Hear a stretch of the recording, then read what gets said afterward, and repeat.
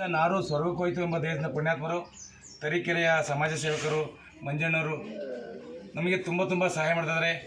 ಅಲ್ಲಿ ಯಾವುದೇ ನಿರ್ಗತಿಕರು ಆಸರೆ ಇಲ್ಲದವರು ಯಾರೇ ಇದ್ರೂ ನಮ್ಮ ಮಾತೃಭೂಮಿ ಉಚಿತ ವೃದ್ಧಾಶ್ರಮಕ್ಕೆ ಕಳಿಸ್ಕೊಟ್ಟು ಒಂದು ನಾವು ಧರ್ಮಕ್ಕೋಸ್ಕರ ಮಾಡೋದು ಅವ್ರಿಗೂ ನಮ್ಮದು ಧರ್ಮದಲ್ಲಿ ಅರ್ಧ ಧರ್ಮ ಅವ್ರಿಗೆ ಹೋಗ್ತಾ ಇದೆ. ಈ ದಿವಸ ನಿಜಕ್ಕೂ ಶ್ಲಾಘನೀಯ.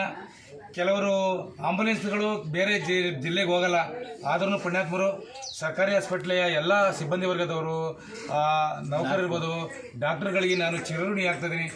ಇವತ್ತು ತುಂಬ ಹೃದಯದಿಂದ ಆಂಬುಲೆನ್ಸ್ನಲ್ಲಿ ಆಸರಿಲ್ಲದಂಥ ಅಜ್ಜಿ ಒಂದು ಒರಿಸ್ಸಾ ಮೂಲದ್ದು ಅಂತ ಹೇಳ್ತಾವ್ರೆ. ಅದನ್ನು ಯಾರೋ ಅವ್ರ ಮಗ ಬಿಟ್ಟರೋ ಇಲ್ಲ ಮಿಸ್ಸಾಗಿ ಬಂತು ಏನು ಅಂತ ದೇವರಿಗೆ ಗೊತ್ತು. ಅವರನ್ನು ಇವತ್ತು ಗುರುತಿಸಿ ಪ್ರಥಮ ಚಿಕಿತ್ಸೆ ಕೊಡಿಸಿ ಸರ್ಕಾರಿ ಹಾಸ್ಪಿಟ್ಲಿಂದ ಈ ದಿವಸ ನಮ್ಮ ಮಾತೃಭೂಮಿ ಉಚಿತ ವೃದ್ಧಾಶ್ರಮಕ್ಕೆ ಕರೆತಂದಿದ್ದಾರೆ. ಆ ಮಂಜಣ್ಣವರಿಗೆ ನಾವು ಎಷ್ಟು ಹೇಳೋದು ತೀರ್ದು ಅಲ್ಲಿ ತರೀಕೆರೆಯ ತುಂಬ ಜನ ಪುಣ್ಯಾತ್ಮರು ನಮಗೆ ತುಂಬ ಸಹಾಯ ಮಾಡ್ತಾಯಿದ್ದಾರೆ. ನಿಮ್ಮೊಂದಿಗೆ ನಾವಿದ್ದೇವೆ ಅಂತ ತುಂಬ ಸಹಾಯ ಮಾಡ್ತಾಯಿದ್ದಾರೆ. ನಾವು ಯಾವ ಬಾಯಲ್ಲಿ ಹೇಳೋಕ್ಕಾಗಲ್ಲ. ನಮ್ಮ ಜೀವ ಇರೋ ತನಕ ಗಂಡೆಂಟಿ ನಾವು ತರೀಕೆರೆಯನ್ನು ನೆನ್ಕೋತೀವಿ.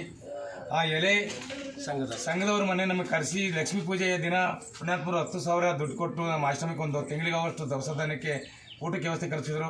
ಅವರು ಚಿರಋಣಿ ಆಗ್ತೀನಿ. ತುಂಬ ಜನ ತರೀಕೆರೆಯಲ್ಲಿ ಮಂಜಣ್ಣ ಸ್ನೇಹಿತರುಗಳು ಇರ್ಬೋದು, ಅವ್ರ ಕುಟುಂಬ ವರ್ಗದವರು ಎಲ್ಲರಿಗೂ ನಾವು ಚಿರಋಣಿ ಆಗ್ತೀವಿ.